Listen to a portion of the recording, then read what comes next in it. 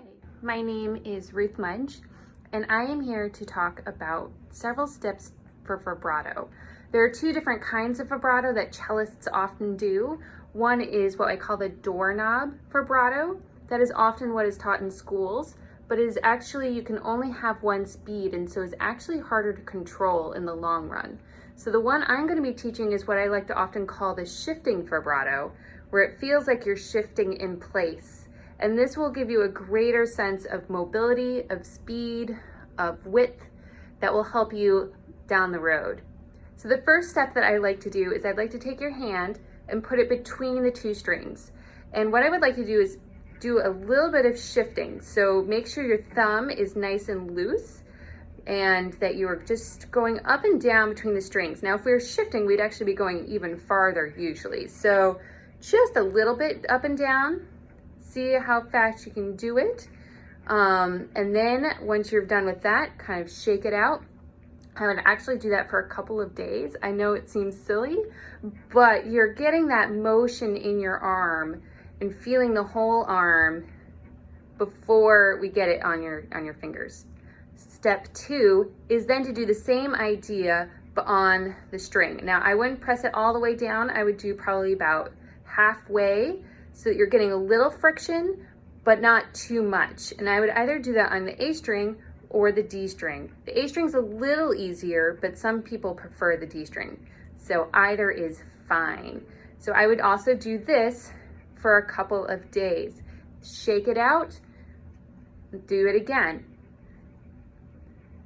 That's it. So we're having that motion of basically feeling like we're going up and down. It may look like it's coming from the forearm, but it is actually involving the whole arm and even a little bit of your back, which is great.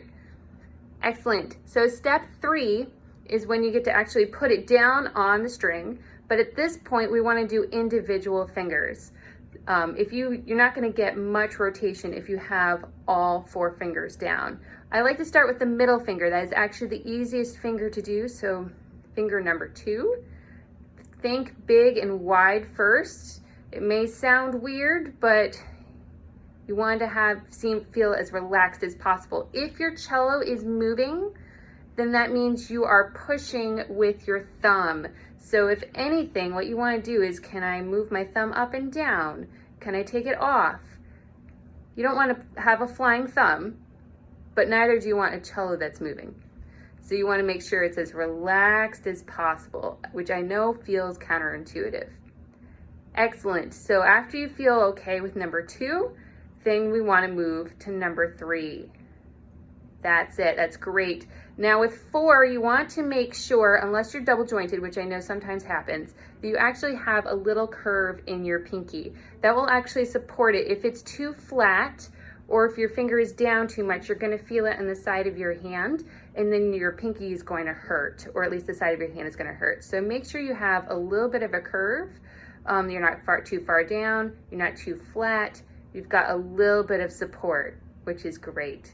Then move to number 1. Number 1 actually sometimes feels the oddest because you can't go back too much. You mostly have to feel like you're going forward. This is the one that's most likely to shake your cello, so just watch out for what your thumb is doing. Excellent. I would actually do that for a week. I know it's very tempting to add the bow in, but I would feel comfortable with what your hand is doing before we start adding anything else.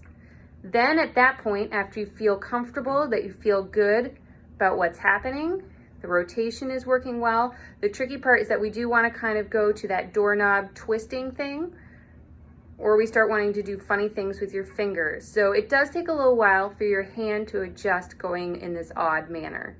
Then what I would do is add the bow. It's gonna sound not as pretty as you would like it to be. So you have to just kind of go past that and not worry too much about it.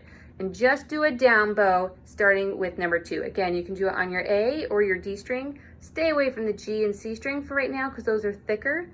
And try to keep it as big and as wide as possible.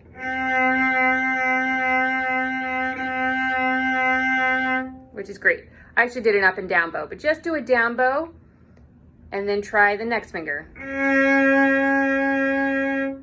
You may end up doing what I call the little surges because we're still training your hand. That's okay. We're kind of training your hand. It'll take a little bit of time. Sometimes it takes up to 2 to 3 weeks, but you will be able to control it after a while and feel more natural.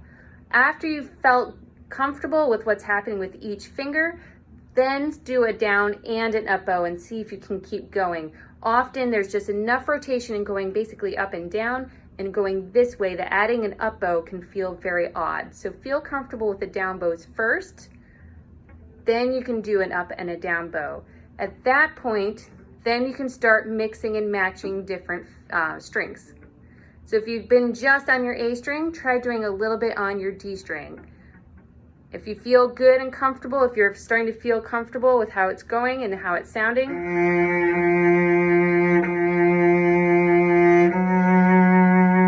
then go over to your G string. Test those out and see how they go. Sometimes it feels like you have to move forward a little bit with your first finger. And you want things to be even bigger and wider as you go over to the lowest string, because otherwise it's hard to hear that you have vibrato. If you go really fast and small, you can hear it a little bit, but not as much. You might go a little smaller on the A string.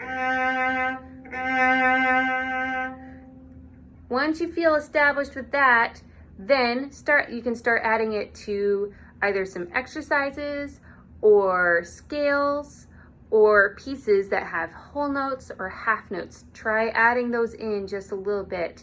Then you start building it up. Once you feel comfortable adding that in, then maybe you can do half notes to quarter notes. So we have many different steps. It'll probably take a couple months, as frustrating as it is. I think we all want to get it right away. But if you do all these different steps over each step a week or even 2 weeks, depending on how fast things are cooperating, then you will feel comfortable in just adding it into your daily practice and orchestra, your recital pieces, different things that you're working on.